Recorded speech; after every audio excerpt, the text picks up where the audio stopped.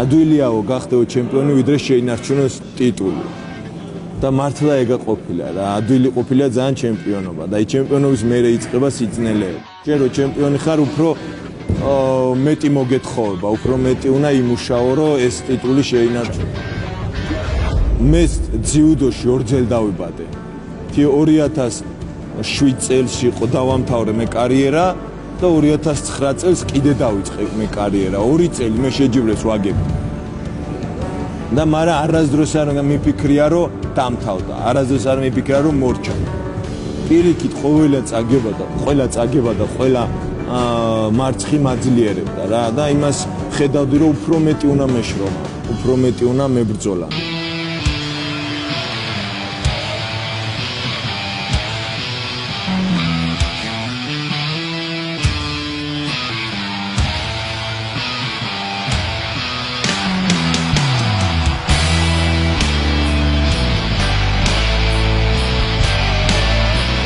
$2010 წელს უკვე დავიწყე და სამჯერ მოვიდი ზედიზედ სოფლიო.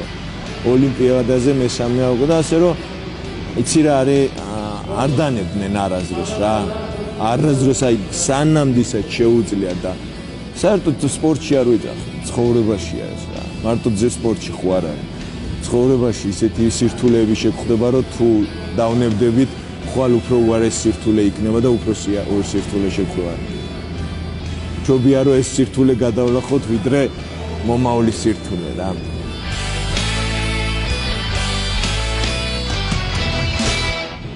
აი 8 ჯერმა გაკეთებული ოპერაცია და აი ბევრჯერ ცრემლებით მივარჯიშა, ბევრჯერ ტირილით მივარჯიშა, მაგრამ ეს უფრო მაძლევდა ძალას, мотиваციას რომ არა აი ამ ტკივილში ვარჯიშობ მე და როგორ დავთმო.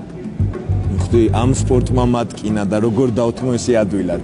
ხდი ეს არის სპორტია, ამან თუ მატკინა მეც ხო უნდა ავიღო რაღაცა აქედან. ასე რომ ცირა არის დიდი შედეგი ტკივილის გარეშე არ არსებობს. აუცილებლად უნდა გეტკინოს, რომ დიდ შედეგს მიაღწიო.